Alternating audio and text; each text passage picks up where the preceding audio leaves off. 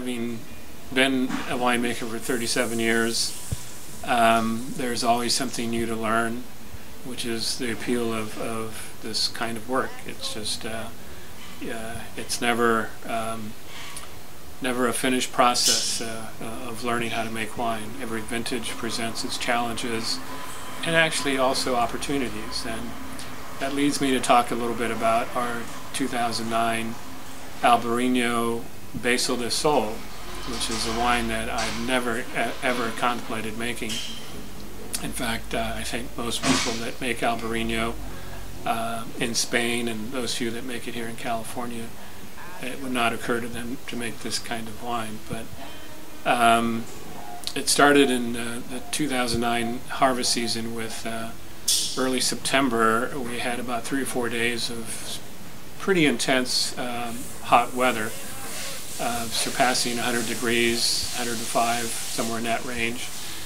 And unbeknownst to me, the Albarino grapes are fairly sensitive to that type of intense sunlight. And the result was that those clusters that were facing the south side of the vine literally got baked. The intense heat shriveled up the berries, which is the opposite of what I like to see with normal Albarino grapes, since we're trying to make a very light, low alcohol, very crisp, clean, fresh white wine. And so these raisin berries would not fit in at all with what we were looking for. So it was definitely a setback, but we allowed the grapes to continue to ripen. And on harvest day, I instructed the crew to definitely avoid getting those grapes into the final picking bin. In fact, if they picked them, drop them to the ground. And so as the harvest proceeded, I went ahead of the crew and started to taste some of the berries that were left on the vine.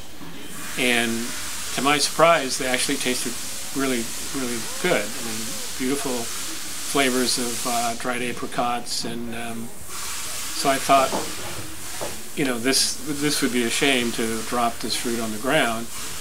And I think that if we left these clusters on the vines, we might have a chance of making a pretty nice wine. We came back about 9 days later to harvest the remaining fruit. The sugar level at harvest was about 31% sugar, which is quite ripe. And so once we pressed off the grapes and we had this very sweet juice, I knew that we were going to make some really nice dessert wine from it. So we conducted our fermentation, and at the sugar level where I felt the balance was correct, we stopped the fermentation, and the final sugar content's about 11%.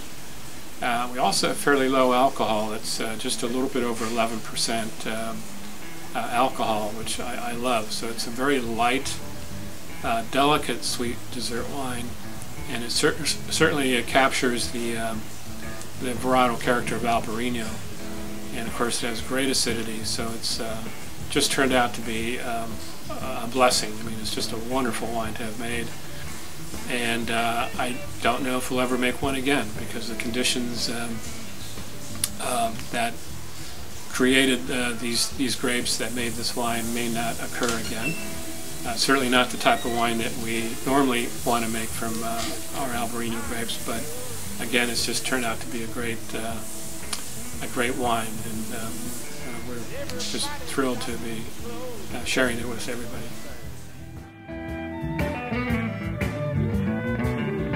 I'm looking for the soul of people. One of the things that I take pride in is the fact that our small production wines are hand crafted, and they're also hand labeled. So what we're doing today is labeling our Beso Del Sol Albarino. It's just been released, and Miguel and Jeff are applying the foils and the labels, as we'll see here shortly.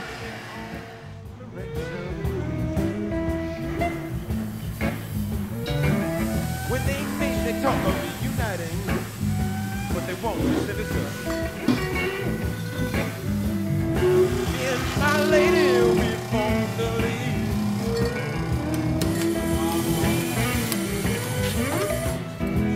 universal joy makes the biggest difference.